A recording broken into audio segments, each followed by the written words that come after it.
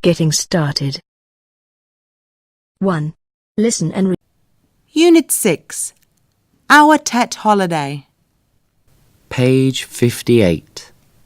Getting started. Activity 1. Listen and read. Welcome back to Around the World in 30 Minutes.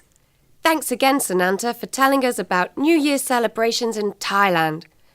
Next, we have Phong from Vietnam.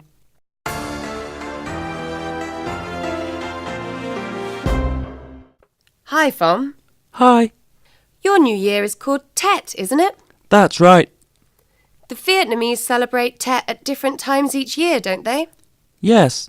This year we will celebrate Tet at the end of January. What should people do to celebrate Tet? A lot. It's the busiest time of the year. What, for example? You should make your house look beautiful at Tet, so you should clean and decorate it. You should also buy flowers and plants, but you shouldn't buy fireworks. Do you travel during Tet? Not often. Tet is a time for family gatherings. Yes, and do you eat a lot? Yes. Eating great food is the best thing about Tet.